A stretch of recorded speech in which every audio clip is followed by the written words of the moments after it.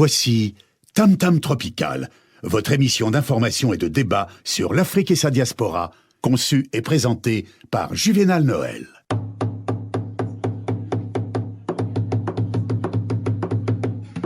Plusieurs siècles avant la création du télégraphe, au cœur de la forêt équatoriale d'Afrique, les populations communiquaient déjà à distance, grâce au tam-tam. En un temps record, des messages étaient relayés dans plusieurs contrées. Tam Tam Tropical, l'Afrique chez vous, chaque mardi de 19h à 20h sur Radio Pluriel.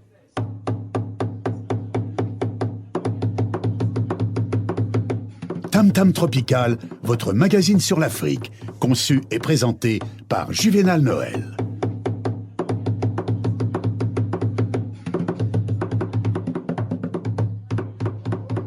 Mesdames, Messieurs, bonsoir. Voici le sommaire de ce magazine.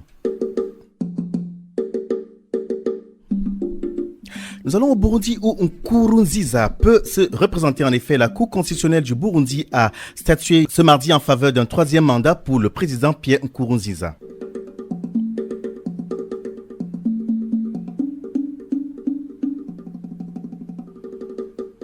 L'actualité reste également dominée par ces arrestations en Côte d'Ivoire où le ministère ivoirien de l'Intérieur confirme l'arrestation de 3 personnalités du Front populaire ivoirien, en abrégé le FPI, le parti de l'ex-président Laurent Gbagbo. Hubert Oulaye, Sébastien Dano, Djedje et Kwa Justin ont été interpellés hier lundi. Voilà pour le sommaire.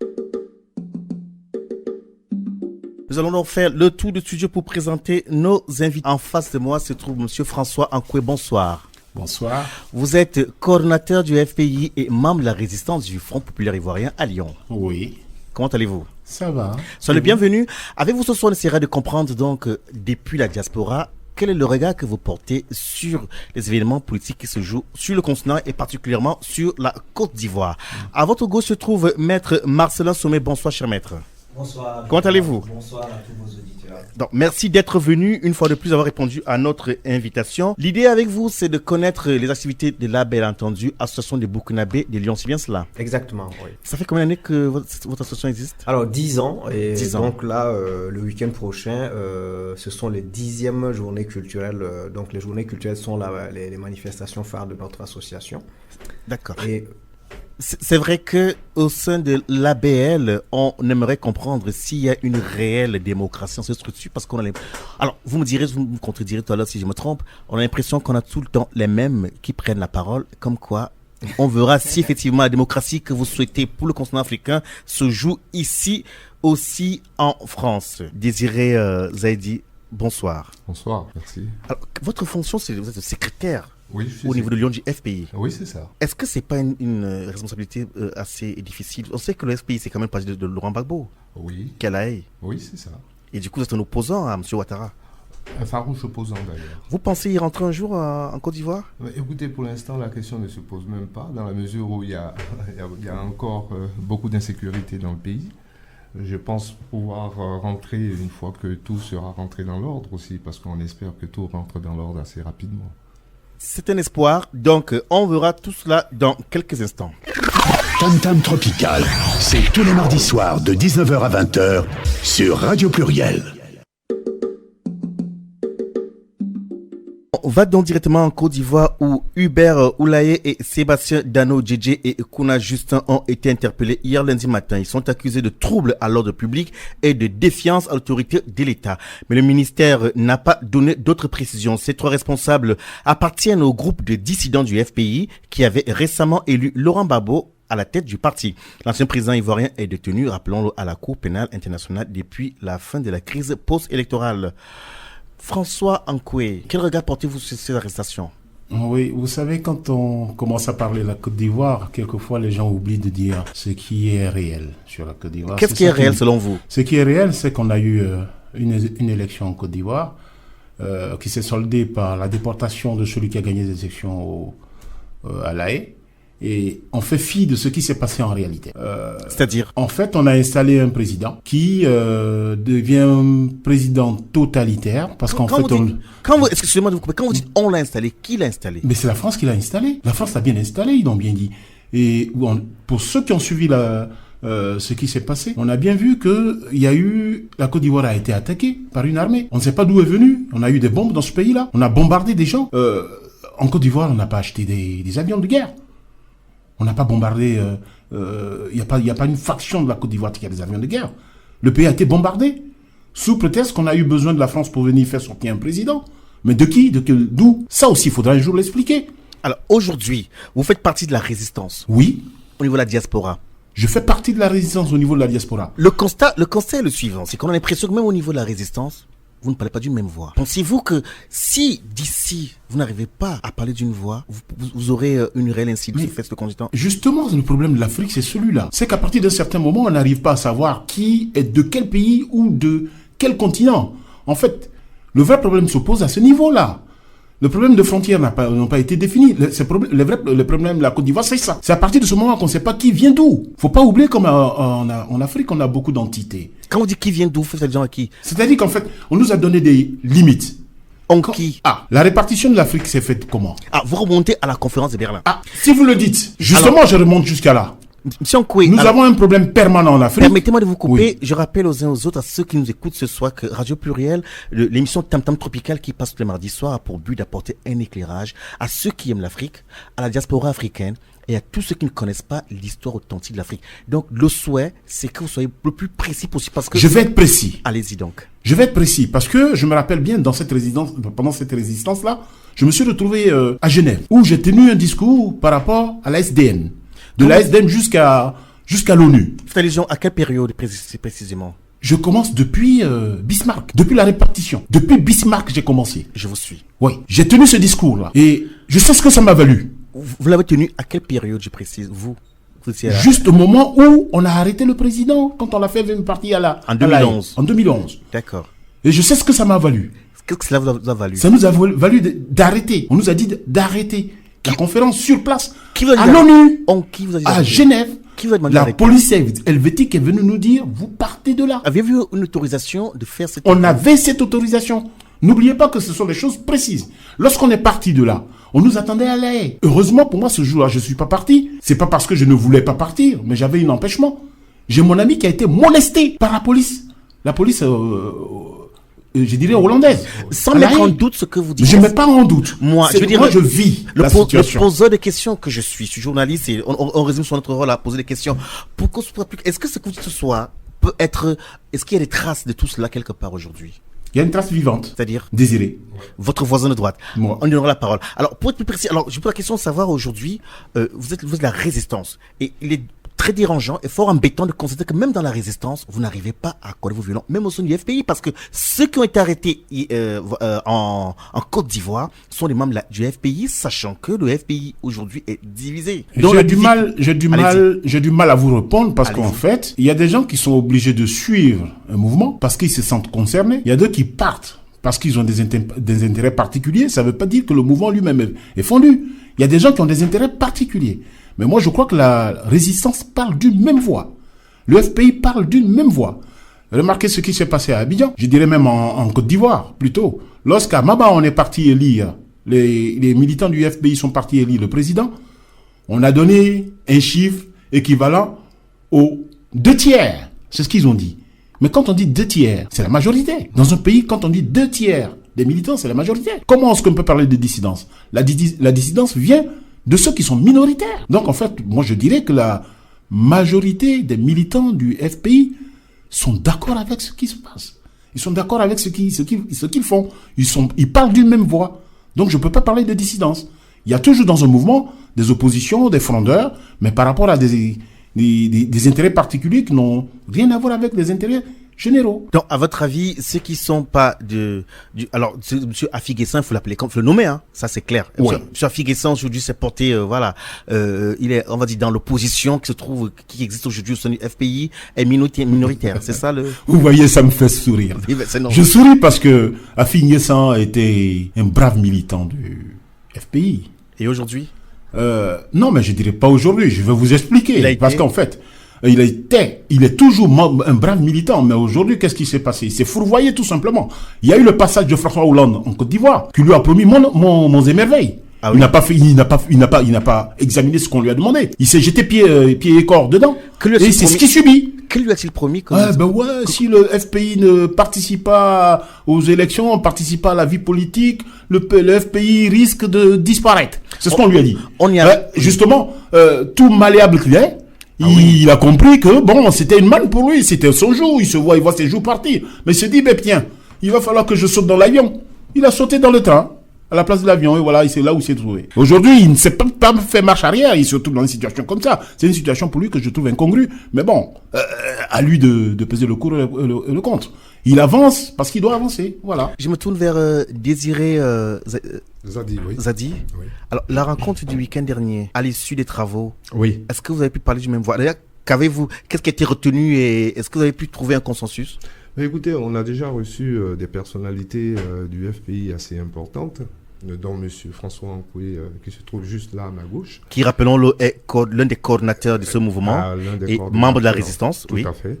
Et donc, pendant cette réunion, à l'issue de cette réunion, il s'est dégagé une ligne politique très très claire du FPI. Laquelle? Laquelle, c'est que aujourd'hui, nous sommes dans une réorganisation du parti. Il fut un temps, avec les troubles instaurés dans le parti par M. Afin-Guessan, c'est vrai qu'on ne savait plus exactement où on allait. Et maintenant, les choses sont plus claires. Le président Gbagbo a repris les rênes du pouvoir. Ça nous a été confirmé par Mme Assalé, qui se trouve être la représentante du FPI en France. Hein. Donc elle nous a expliqué très clairement que M. Laurent Gbagbo était aujourd'hui le premier responsable politique, donc président du FPI. À partir de là, il y a beaucoup de choses qui vont sortir. À partir de là, il y a une réorganisation qui s'impose à nous et je crois qu'on ira de l'avant. On ira de l'avant parce qu'on sait maintenant où on va et avec quoi on va. Alors, question, est-ce que M. Laurent Gbagbo, de là où il est, participe aux élections, avant même d'y arriver, est-ce que le FPI entend participer à l'élection présidentielle? Écoutez, dans l'état actuel des choses, c'est quand même assez compliqué parce que on ne réunit pas, toutes les conditions ne sont pas réunies pour aller aux élections. Lesquelles? Je m'explique. Allez-y. Nous, le FPI, donc on a une ligne qui est assez claire. C'est celle-là, c'est que le Conseil constitutionnel est complètement acquis à la cause de M. Ouattara. Alors, le Conseil, alors, c'est pas le Conseil, c'est la CEI qui se trouve être... La commission électorale? La commission électorale oui. est complètement infectée des partisans de Ouattara. Mais quand vous dites les partisans de Ouattara, en fait, là, si j'entends bien, vous dites qu'il y a un discrédit sur toute cette structure. Mais oui, carrément. Sur quelle base? Parce que Qu'est-ce qui fonde votre opinion sur ce regard-là? C'est les membres du FPI, monsieur Ankoué, vous devez réagir. Je peux bien réagir là-dessus. C'est très simple pour moi parce que la première chose, on ne peut pas parler d'élection dès lors qu'on n'a pas vidé le contentieux de la première élection. Il faut le savoir. Lequel? Rappelez-nous. L'élection de Laurent Gbagbo, oui. Qui se retrouve aujourd'hui à La Haye. C'est une déportation. Il a été déporté à La Haye. Parce que, qu'est-ce qui se passe aujourd'hui? On a vu M. Gbagbo, Laurent Gbagbo qu'on allait chercher dans le palais présidentiel. C'est là qu'on l'a pris. On l'a amené à La Haye. Nous autres, dans la résistance, on considère que c'est notre président qui est à La Haye.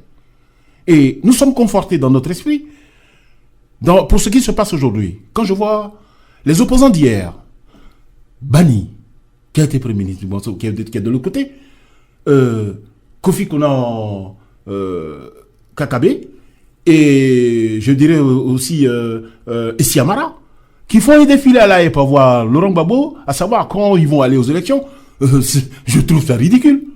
Parce qu'en fait, s'ils peuvent aller là, ils vont chercher quoi? Qu'est-ce qu'ils vont chercher? Le contentieux, c'est que, c'est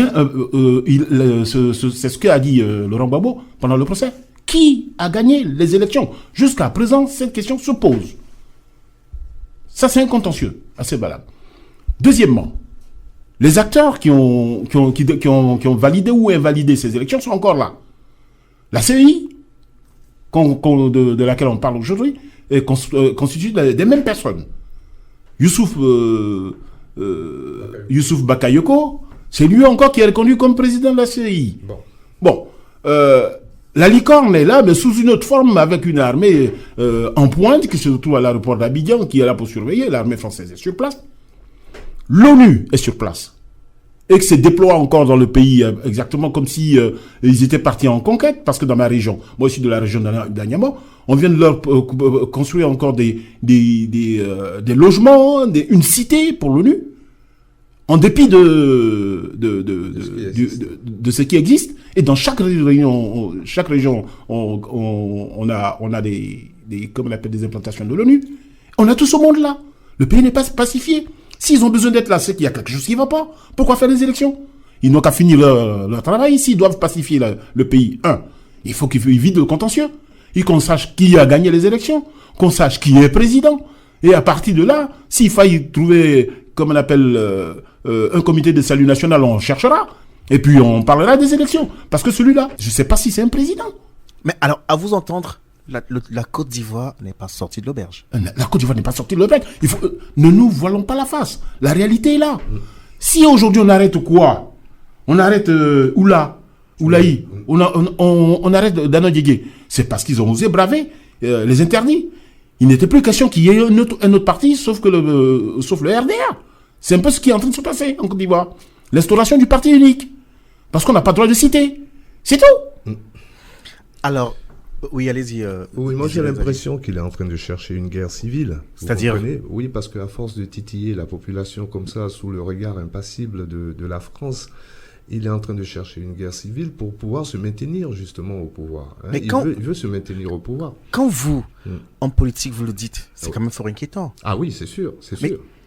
En théorie, il serait peut-être souhaitable que vous ayez un discours un peu différent, dans le sens que la Côte d'Ivoire a connu déjà cette période-là, oui. Et le souhait, c'est que cela ne se produise plus, parce que c'est les pertes en vie humaine, et le pays qui se dégrade. Et du coup, j'ai envie de dire, à vous entendre, la réunion du week-end dernier n'apporte pas forcément, on va dire, cet espoir-là. Mais écoutez, nous, on ne va pas aux élections, le FPI, mais il n'empêche que ceux qui sont les acteurs politiques sur place peuvent aller aux élections, on les soutiendra. Parce que le but de l'opération, c'est quoi? On ne veut pas aller aux élections pour encore permettre à ce monsieur de passer une autre fois, parce que c'est un déguisement, avec une commission électorale complètement acquise à sa cause, avec le Conseil constitutionnel. Je pense qu'il a là déjà, l'élection elle est déjà faite pour moi. Alors ça ne sert à rien, c'est un président de fait. Bon, vis-à-vis des acteurs internationaux, ça pose un problème parce qu'ils voient quand même tout ce qui se passe en Côte d'Ivoire. Et c'est là où c'est beaucoup plus inquiétant. Nous, les militants de base, nous ne voulons absolument pas jeter en pâture les enfants, les habitants, nos jeunes, parce qu'il faut dire que le tissu social aujourd'hui en Côte d'Ivoire est complètement déchiré. Hein? On ne sait pas comment, à l'avenir, les retraites vont être payées. Le pays s'endette tous les jours à travers des actions qu'il mène sur le terrain. Et puis, il faut dire aussi une chose qui est réelle, c'est qu'il n'a rien à faire en Côte d'Ivoire, ce monsieur. On a prouvé par A plus B qu'il venait d'un pays tiers. Donc, Très bien. Vous abordez un aspect qu'on va aborder tout à l'heure. Je vous laisse souffler parce qu'on va y arriver. Et puis, dans quelques instants, je reviens vers vous après cette brève ponctuation musicale. Africa's on the way. Africa's on the way. Africa's on the way.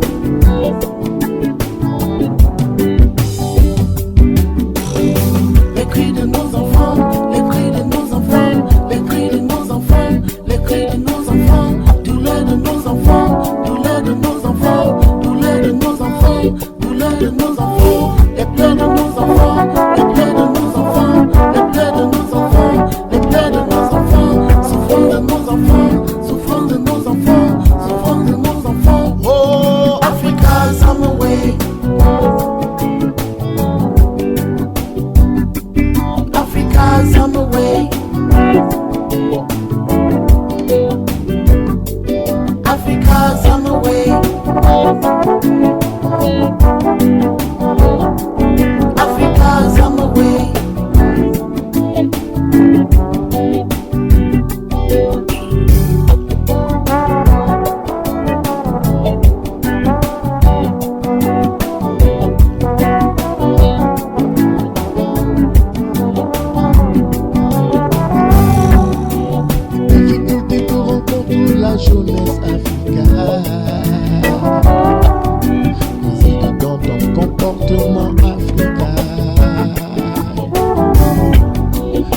devrais dire non à la corruption africaine.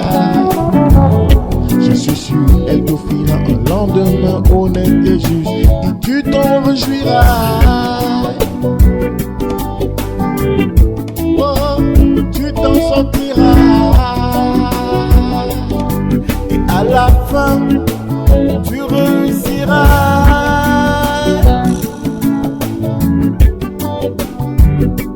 Summerway, Summerway, JJ. Summerway, Summerway, JJ. Summerway, Summerway, JJ. Summerway, Summerway, JJ. Africa, Summerway, JJ. Africa, Summerway, JJ. Rwanda, Cameroun, Gabon, Nigeria, Gambia, Équateur, Guinée, oh, Tchad-Libya, Morocco, Libya, Égypte, Congo, Brazza, Côte d'Ivoire, Somalia, Zimbabwe. oh Africa, tu devrais réunir tes enfants Africa, les protéger Africa, Les revaloriser Africa.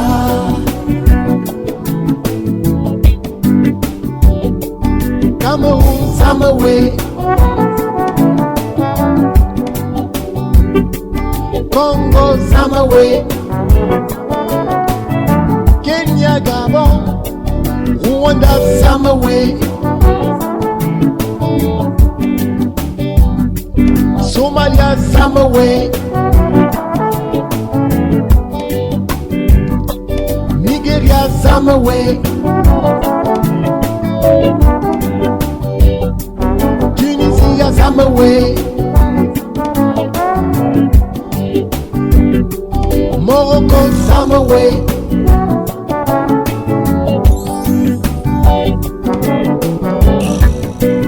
difficulté de la jeunesse africaine. Je dis visiter Africa dans ton comportement, tu vois. Tu devrais dire non à la corruption africaine. Moi je suis sûr elle t'offrira un lendemain honnête et juste tu vois.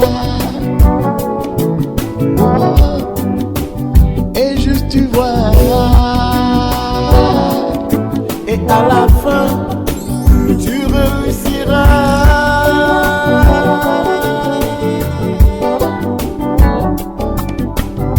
Et les enfants diront toujours maman yaya to.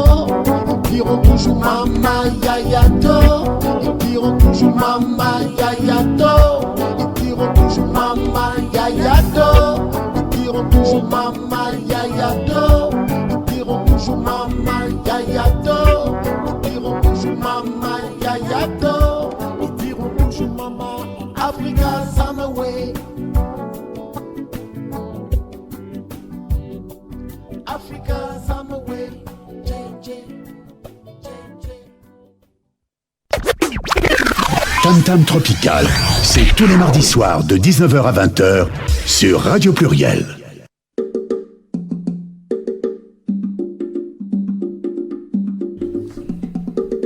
Retour dans ce sur la 91.5 de Radio Pluriel, nous émettons depuis la ville de Saint-Priest, dont nos invités ce soir nous viennent du Front Populaire Ivoirien FPI. En face de moi, c'est monsieur François Angoué, qui est coordonnateur et résistant, membre du bureau du FPI à Lyon. À sa gauche se trouve maître Marcelin Sommet, avocat barreau de Lyon de l'ABL, entendu, Association des Burkinabés de Lyon. Face à maître Marcelin Sommet se trouve Désiré Zadi, qui est lui le secrétaire général du FPI à Lyon. Je me tourne vers notre invité qui vient de l'ABL, mais qui est Maître Marcelin Sommé. Rebonsoir, Maître. Bonsoir. C'est vrai qu'il a parlé très peu. Et c'est pas l'habitude de voir un avocat qui est silencieux. L'ABL, ce sont les Burkinabés des Lions, organise le week-end prochain. Oui, donc nos 10e journées culturelles. Très bien. Donc, qui sont, c'est notre manifestation phare. C'est une occasion de réjouissance et de montrer, d'exhiber un peu quelques pans, quelques aspects de la culture Burkina Faso. Moi, ce qui m'intéresse ce soir, c'est de savoir, parce que ce soir, il n'y a pas que ça. Est-ce que l'ABL est une structure démocratique? L'ABL est, à mon sens, la structure la plus démocratique qui soit. En quoi est-elle démocratique? Parce que, d'abord, notre bureau est renouvelé régulièrement, tous les 2 ans. Nous tenons nos assemblées générales. Et, par exemple, dans nos statuts, les mandats sont limités.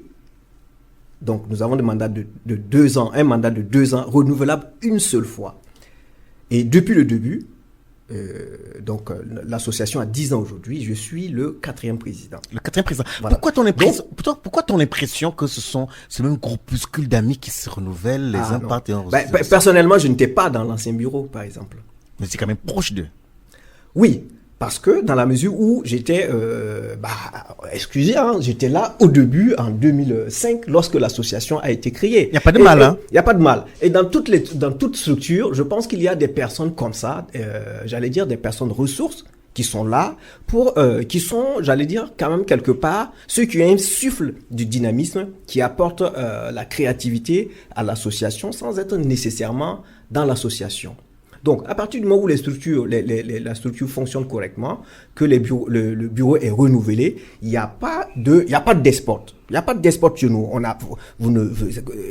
Au sein de, malheureusement, dans beaucoup d'associations, vous avez les mêmes personnes. C'est pas non plus 10, 15, 20 ans. C'est pas non plus une aristocratie. Non, absolument pas. Absolument pas. Je pose la question. L'Assemblée générale est régulièrement tenue, le vote est à bulletin secret et les gens se présentent, les candidats se présentent, ils font... Alors, maître, oui. je ne suis pas complotiste. Je ne vous soupçonne de rien, oui. Mais c'est juste pour comprendre parce que nous avons eu le plaisir de vous recevoir oui. Des autres fois quand on préparait les autres événements. Du coup, on s'est dit, est-ce qu'effectivement, voilà, on prend le même et recommence ou alors... Non, absolument pas. Vous auriez demandé une autre personne serait venue sans aucune difficulté. Bien. On va faire un petit tour en Afrique et puis on revient vers vous dans quelques instants. Donc, Faure Gnassingbé, le président togolais sortant, a été proclamé dimanche dernier par la Cour constitutionnelle vainqueur de la présidentielle du 25 avril. Il évance donc largement son principal adversaire, l'opposant Jean-Pierre Fabre, qui a contesté le résultat de l'élection mais a renoncé à tout recours légal. Portrait en 10 points. L'homme, effectivement, a un parcours qui ne laisse pas, indifférent. On s'arrête là. J'ai envie de dire, vous voyez, au Togo, ça se vit. Gnassingbé Yadema, Faure Yadema a été réélu. C'est une dynastie qui se perpétue en Côte d'Ivoire. Excusez-moi, c'est pas Côte d'Ivoire, je veux dire. C'est un beau lapsus. Au Burkina Faso, c'est pas la même chose, mais on a l'impression que ceux qui sont partis, on a l'impression, que le mouvement Balai Citoyen a fait un beau travail, mais on lui a soufflé quelque part comme cela son travail. On a vu Blaise partir et c'est Zida qui, plus ou moins aujourd'hui, contrôle encore les choses. Oui, alors, vous me permettez, vous me donnez l'occasion donc d'aborder un point important qui est la conférence. Donc, chaque année, à nos journées culturelles, nous avons une conférence. Et cette année, la conférence va porter effectivement sur les événements qui ont eu lieu les 30-31 octobre au Burkina Faso, l'insurrection populaire. La place, le rôle des organisations de la société civile dans ces événements qui ont conduit au renversement de Monsieur Blaise Compaoré. Parce qu'il faut que les choses soient claires tout de suite. Le départ de Monsieur Compaoré, on ne le doit pas aux partis politiques, on ne le doit pas à l'armée, on le doit essentiellement à la société civile. On le doit essentiellement à la population burkinabé. On le doit surtout au peuple burkinabé. Effectivement, après son départ, les enjeux sont importants. Donc, l'armée, tout de suite, il y a eu des petits couacs, mais a rapidement tenté de récupérer cette insurrection. Donc, ce qui a expliqué que dans un premier temps, il y a eu une vacance de pouvoir d'au moins 24 heures avant que le chef d'état-major ne s'autoproclame président de la République, avant d'être destitué par le lieutenant-colonel Zida. Et puis ensuite, entre-temps, on a eu un autre général Lougué qui est allé à la télévision nationale pour s'autoproclamer. Le peuple est resté vigilant. Et puis, a forcé l'armée à négocier. Parce que ce n'est absolument pas une victoire de l'armée. Donc, il y a eu une tentative de coup d'État à la suite d'une insurrection populaire. Le peuple est resté vigilant et a obligé l'armée à reculer. Donc, il y a eu une concertation populaire qui incluait toutes les forces vives de la nation, notamment l'armée, les partis politiques, la société civile, qui a conduit à la mise en place de ce gouvernement de transition avec le Conseil national de transition qui est, n'est-ce pas, l'organe législatif avec toutes les réserves qui s'y est. Bon, ce n'est pas l'objet du débat. Mais aujourd'hui, je pense qu'au Burkina Faso, je peux dire que le temps des pères de nation, des pères de la nation, c'est-à-dire ceux qui étaient là au moment de l'indépendance, c'est fini. Les pères de la Constitution, c'est fini. Blaise se considérait comme le père de la Constitution burkinabé. Et le temps de despote est définitivement révolu. Ce n'est plus possible au Burkina Faso de se présenter comme étant l'homme providentiel, celui-là, le Messie, qui va apporter la solution. Non. Et je souhaite, si vous me permettez, que dans la sous-région, dans les pays frères, en Côte d'Ivoire, au Togo, et voire un peu plus loin, au Burundi, que le peuple soit vigilant et prenne son destin en main. Voici ma question. Vous savez quel est le poste du lieutenant-colonel Isaac Zida? Le poste aujourd'hui, actuellement? Sa fonction actuelle. Oui, c'est le Premier ministre. Très bien. Depuis toujours, ce sont les militaires qui sont au pouvoir au Burkina Faso. Oui. Isaac Zida, c'est vrai que Michel Kafando est là, il est le président de la transition, mais il a un rôle quand même non négligeable. Oui. On pourrait aussi se permettre de dire que les militaires ont encore un droit de regard, ils sont au contrôle des affaires. Oui, tout à fait. Alors, la problématique était simple et à la fois délicate. C'est-à-dire que nous sortons d'une situation de plus de 40 ans de pouvoir absolu de l'armée. Nous avons une insurrection qui fait table rase, puisque le pouvoir s'est effondré littéralement. Le danger, c'est de vouloir repartir sur du neuf, tout de suite, en balayant tous ceux qui, d'une manière ou d'une autre, étaient dans le système précédent. Pourquoi c'est un danger? Parce que le gouvernement actuel, à ses débuts, vous avez vu que c'était un gouvernement constitué de personnalités, mais qui n'avait pas d'assises politiques. Qui était... Oui. Mais Martin Soumé, quand je vous écoute, votre regard, votre représentation en fait des éléments au Burkina Faso semble simple. Mais quand on sait comment ça fonctionne sur le continent africain, je ne veux pas être mauvaise langue, oui, mais il est clair que beaucoup de dirigeants africains sont ce qu'on appelle, on considère dans la presse comme les sous-préfets des pouvoirs occidentaux, c'est-à-dire des milieux d'affaires et certaines dirigeants en Occident. Oui, je suis tout à fait d'accord avec vous. Il est vrai que après le départ du président Compaoré, oui. Après le départ du président Compaoré, effectivement, il y a eu des pressions de part et d'autre des chancelleries africaines et occidentales pour conduire à un consensus de la société, des forces vives. Et notamment, il faut quand même dire que les pressions occidentales ont quand même poussé l'armée donc à céder le pouvoir, c'est-à-dire la présidence. Alors, aujourd'hui, au Burkina Faso, et je pense qu'on peut le dire, le président du transitoire, monsieur Michel Kafando, était attendu ici en France pour le 2 mai dernier. Alors, il semblerait que, pour des problèmes d'agenda, le rendez-vous a été reporté sine die. Mais en réalité, quel est le problème? Le problème, semble-t-il, c'est la nouvelle loi électorale que nous avons adoptée en conformité avec la charte de l'Union africaine qui dit que toutes les personnes dans un pays qui ont comploté pour modifier le système politique en place ne peuvent plus concourir aux élections visant à la restauration de la démocratie. Ça veut dire quoi? Vous avez au Burkina Faso un président qui a été au pouvoir pendant 27 ans. À un moment donné, la constitution ne lui permettait plus de se représenter. Il a tenté de forcer le passage. Il a eu du soutien, ce qui est clairement une tentative de modification illégitime de la constitution. Il y a une atteinte, il y a une trahison, il y a eu insurrection. Il a été renversé.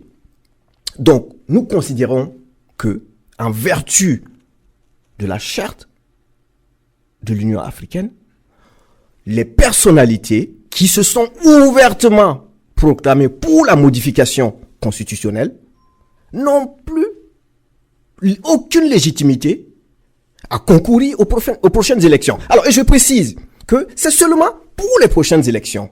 Les élections suivantes, dans 5 ans, ces personnes-là pourront se présenter. Alors, on nous dit non, il faut l'inclusion. Vous êtes en train d'exclure une partie de la classe politique et ça, c'est dangereux. Tam Tam Tropical, c'est tous les mardis soirs de 19h à 20h sur Radio Pluriel. Vous voulez passer tout de suite à l'antenne? Composez vite le 04 78 21 05 95. On vous attend. Pour ceux et celles qui prennent le tramage dont nous émettons depuis la ville de Saint-Priest, vous écoutez Tam Tam Tropical. Nos invités ce soir nous viennent du FPI, Front Populaire Ivoirien, le parti, pour nous permettre de mieux comprendre le parti de Monsieur Laurent Gbagbo, président élu de Côte d'Ivoire, qui se trouve aujourd'hui à La Haye. Face à moi, Monsieur François Ankoué, qui est coordonnateur et résistant. Il aime bien qu'on sache qu'il est résistant. À sa gauche, c'est Maître Marcelin Sommet, qu'on vient d'écouter juste avant notre brève pause. Marcelin Sommet, il est avocat barreau de Lyon, président de l'ABL, entendu, Association des Burkinabés de Lyon. Et face à Marcelin Sommet se trouve donc Désiré Zadi, autant pour moi. Alors, la Côte d'Ivoire et le Burkina Faso, il n'y a pas de réelle frontière. On peut traverser, aller d'un pays à l'autre à pied. Et notre invité de ce soir, qui est François, on peut nous rappeler que là, c'est à la conférence de Berlin qu'on a partagé, on a divisé le continent africain comme un gâteau, chacun ayant pris la part qui lui plaisait. Et aujourd'hui, donc, on se retrouve avec des problèmes d'ivoirianité ou de burkinabénité. Ça n'existe pas. Tout à l'heure, François Ankoué nous voulait poser ce problème de l'ivoirianité de Monsieur Alassane Dramé Ouattara. Est-ce que vous pensez que cela servira encore aujourd'hui de brandir une telle raison pour faire perdre à Monsieur Alassane Ouattara son droit d'être candidat à l'élection présidentielle? Justement, je ne vais pas m'étendre là-dessus parce que c'est un peu prendre les choses à la légère. Et vous savez, quand en Afrique on parle des Africains, on a l'impression que l'Afrique n'est pas un continent mais un pays. Quand on écoute ici les gens, quand on parle de la nationalité, ils oublient qu'à un certain moment les Alsaciens étaient allemands et qu'aujourd'hui ils sont français. On ne peut pas se permettre de dire en Afrique que telle personne est du Burkina Faso, du Togo ou de la Côte d'Ivoire. On doit dire seulement qu'il est africain. Oui, mais c'est vrai. On va arriver un moment à le dire, c'est vrai. Mais pour l'instant, on n'est pas encore arrivé là. Parce que au moment de partager ce continent pour en faire une manne, je dis bien une manne providentielle, on a su le faire. Une manne providentielle pour qui? Pour les Africains? Non. Qui viennent mourir Justement, une manne providentielle pour l'Europe. Ah, pour l'Europe, ok. Pratiquement pour la France. Et je ne vais pas tendre là-dessus. Il faut dire les choses telles qu'elles se présentent. Moi, mon oncle a fait la Deuxième Guerre mondiale.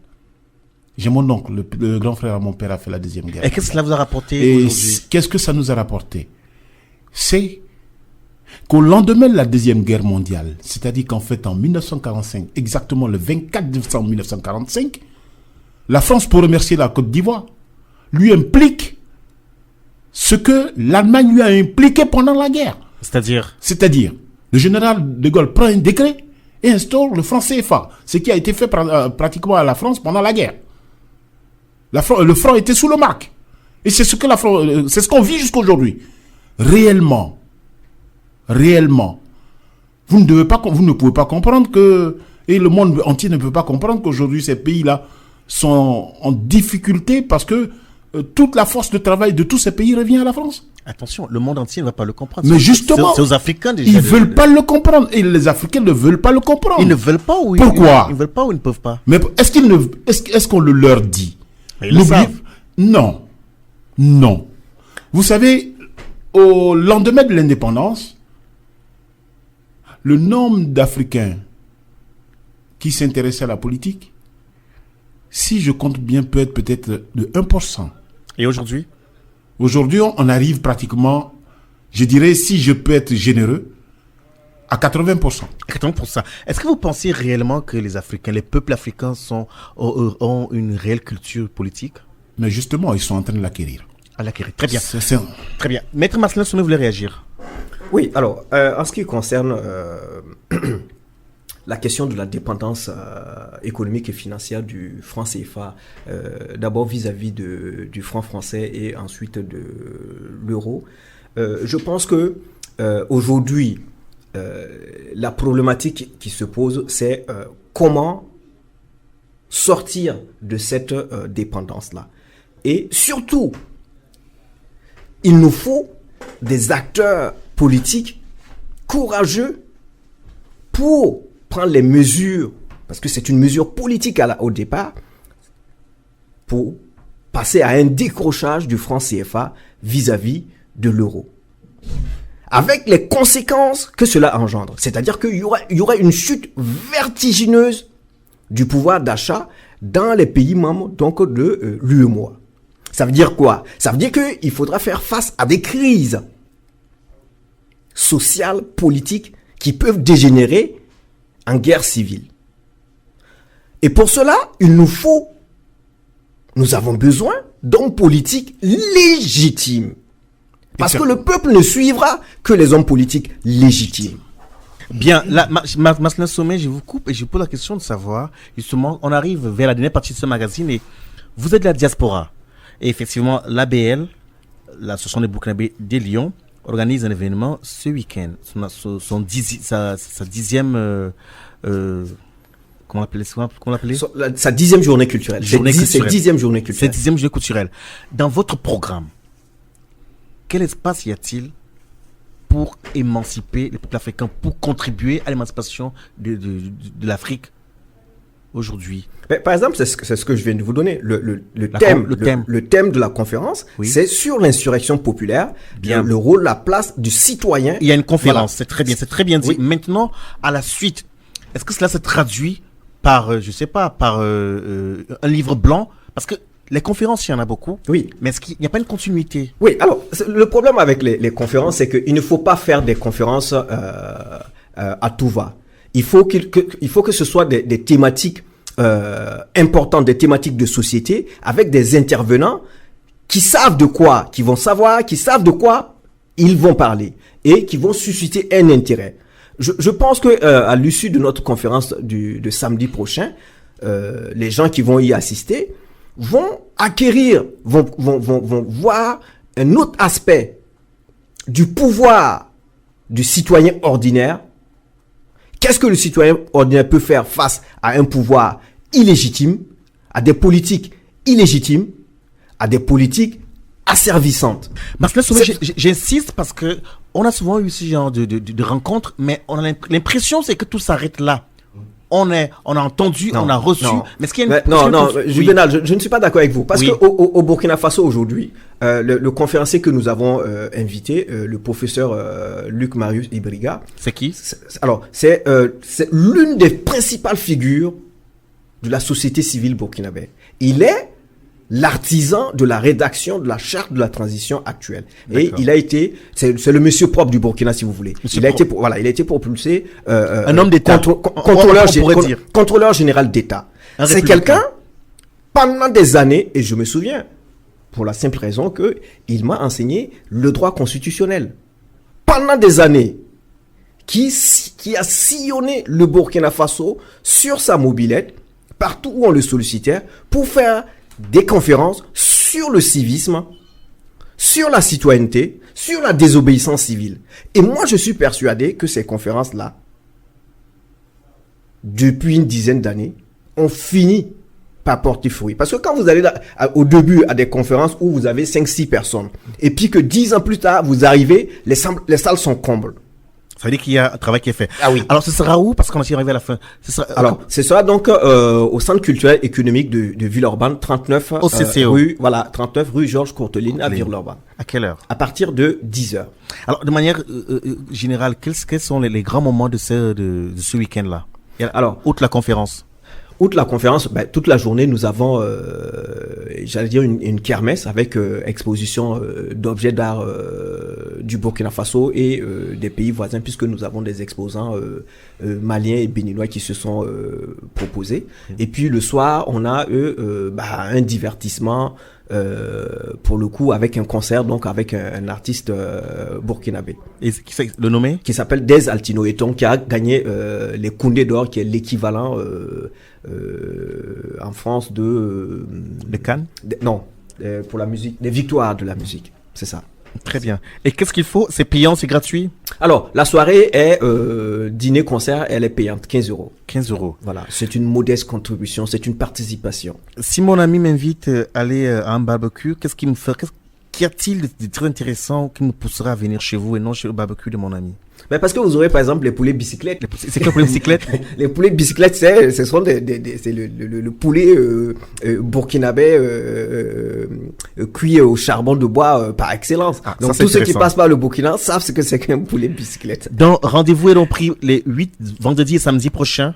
Oui, le vendredi 8, le samedi 9, au CCO de Villeurbanne. Vendredi, ça parle à partir de quelle heure vendredi? Vendredi à 18h avec une projection cinématographique suivie d'un débat.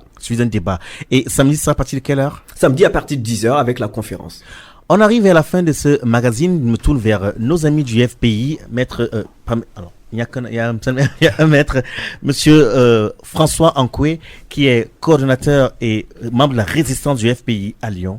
Qu'est-ce qu'on peut retenir de ce qui s'est passé le week-end dernier? Il faut retenir tout simplement qu'il y a quelqu'un qui est au pouvoir, qui se débat, qui ne sait vraiment pas où il se situe, il ne sait pas s'il est président, il ne sait pas s'il va être président, s'il doit faire des élections. Donc pour se maintenir, il est obligé d'arrêter à tout va, qui veut l'entendre. Et il suffit tout simplement que quelqu'un se signale comme opposant, c'est fini, on a la roue de la prison. Il faut comprendre ça comme ça. Mais je pense pas que les Ivoiriens se laissent abuser. Il est au pouvoir, il n'a pas à s'en faire. Il a été instauré au pouvoir par de fait qu'il y reste. Il serait beaucoup plus intelligent de sa part de ne pas faire les élections. Quel message envoyez-vous aux Ivoiriens et aux Africains, et tous les Africains? Parce qu'aujourd'hui, il y a quelque chose de très intéressant qu'on a noté, c'est qu'effectivement, le peuple africain apprend à travailler ensemble, surtout au niveau de la diaspora. Ouais, justement. Je vais ressortir une toute petite phrase de Hubert Védrine. Allez-y. Dans une conférence télévisée, je dirais, Monsieur Hubert Védrine avait laissé entendre que le panafricanisme est un mouvement qui est beaucoup plus dangereux que le terrorisme. Justement, il faut comprendre ça d'une autre manière. Il faut plutôt comprendre que le panafricanisme devient plutôt une arme nécessaire pour l'Afrique pour sortir des difficultés qu'elle vit. Voilà. Merci François Ankoué. Marcelin Sommet, qu'est-ce qu'on peut retenir je resterai dans la dynamique de nos manifestations. Et moi, ce que je pense aujourd'hui, je pense à mes frères ivoiriens, togolais. Ce n'est pas définitif la situation, le sort qu'ils ont actuellement. À nos frères burundais, moi je pense que, comme le disait tout à l'heure Monsieur Angwa, au moins 80% de la population africaine s'intéresse à la chose politique. Et c'est ce qui va faire qu'il y aura du changement. Et je pense que partout, au Burkina Faso, il y a eu des défauts, c'est sûr. Mais je pense que le peuple africain, dans n'importe quel pays, à partir du moment où il accepte de prendre son destin en main, de prendre les risques, le despotisme ne pourra plus prospérer. Et donc, je leur souhaite vraiment bon courage. En souhaitant donc bon courage aux Africains, c'est sur cette belle phrase de Maître Marcelin Sommet que notre rendez-vous de ce mardi prend fin. Je vous rappelle donc que nous étions avec des membres du FPI de Lyon, c'est François Ankoué, coordonnateur et résistant, et Désiré Zadi, et à ma droite, c'est Maître Marcelin Sommet, avocat au barreau de Lyon. Il est président de l'ABL. Je suis Juvenal Noël, votre humble serviteur. Rendez-vous est pris pour mardi prochain à la même heure. Plusieurs siècles avant la création du télégraphe, au cœur de la forêt équatoriale d'Afrique, les populations communiquaient déjà à distance, grâce au tam-tam. En un temps record, Des messages étaient relayés dans plusieurs contrées. Tam Tam Tropical, l'Afrique chez vous. Chaque mardi de 19h à 20h sur Radio